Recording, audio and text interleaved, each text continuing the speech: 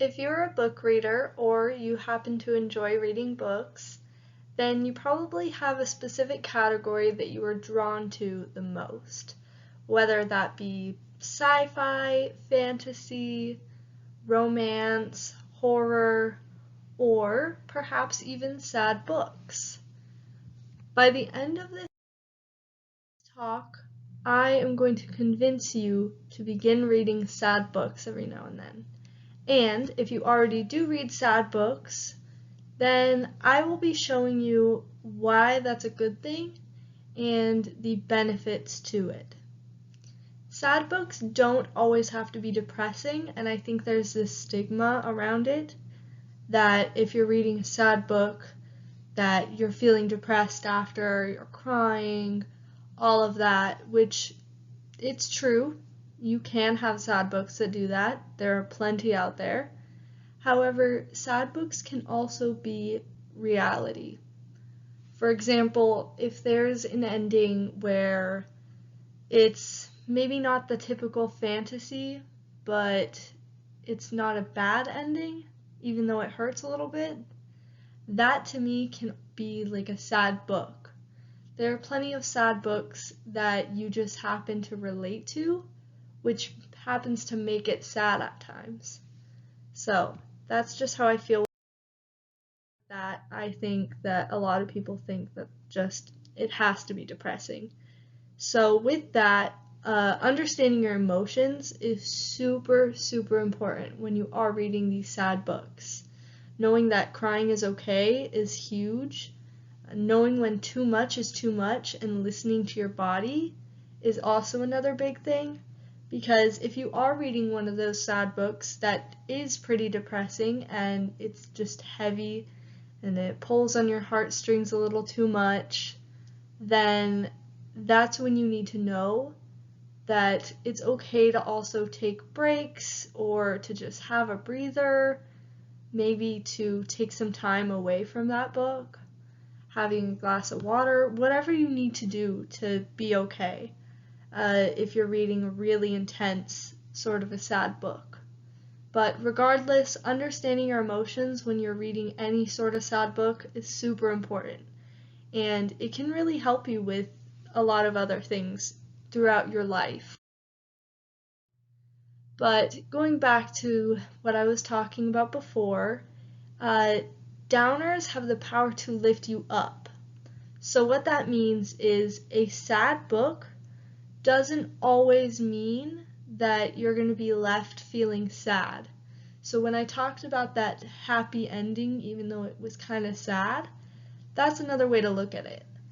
So sad books can also have the power to make us feel empowered or stronger or just better sometimes. Obviously, that's not always the case, but they really do have the power to lift us up and maybe make us feel better in terms of relating and just many other things.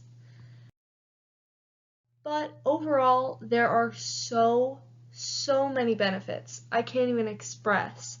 I'm going to highlight the main ones that I really enjoy and that I really look to.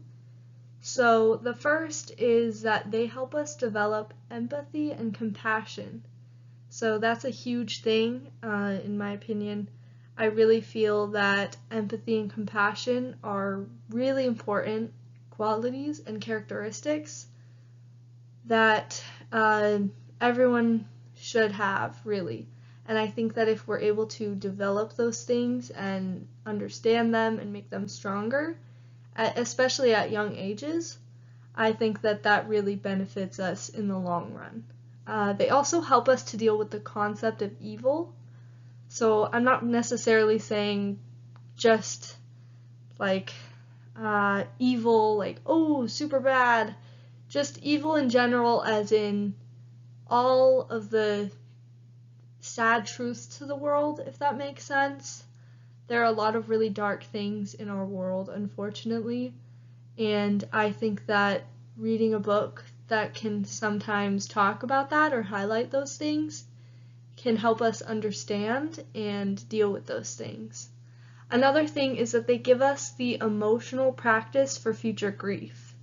I think that's another huge thing that we should all be given practice for, because unfortunately we are all going to face grief and it's going to hurt, and it's better to know how to deal with those things.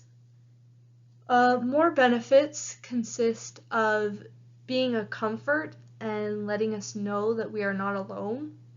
I think that's, for me at least, the biggest thing, because there has been times where anyone I feel like has had moments where they've felt so alone, or they've had to deal with heartbreak, problems, trauma, whatever it may be.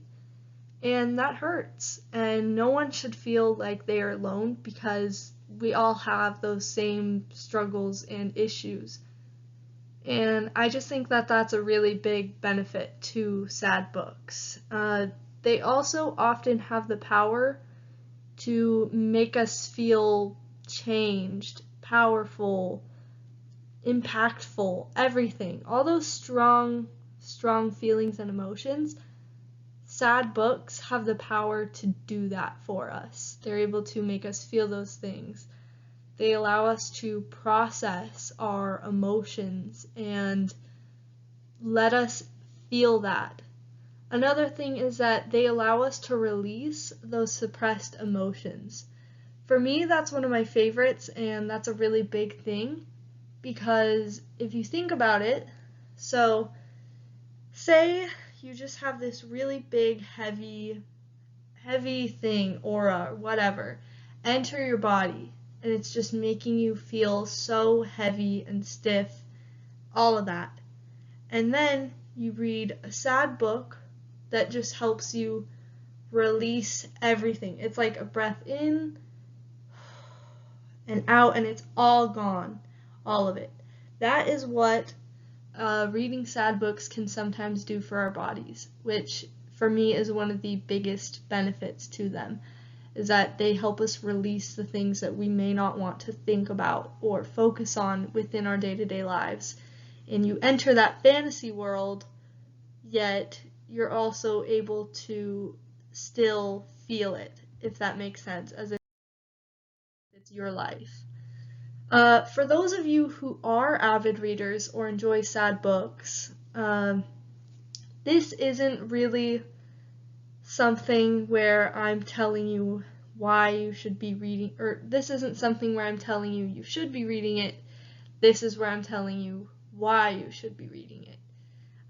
If you haven't been convinced through all of those benefits, I think that for avid readers, this is probably an enjoyable talk for you, I assume. And I have a feeling that this is something maybe some of you may relate to better than even those who maybe don't enjoy reading books.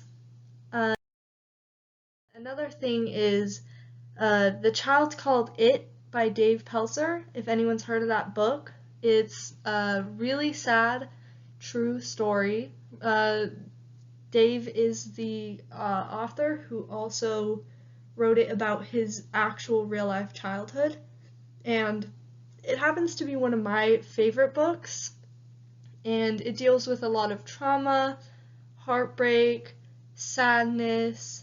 This is just my personal example of a really great story that happens to be very sad and emotional, and it actually was able to help me in many ways with just letting out emotions and dealing with the own trauma in my life. Obviously, mine wasn't the way it was in the book, or I wasn't dealing with those sort of things, but I was still able to relate and feel those things.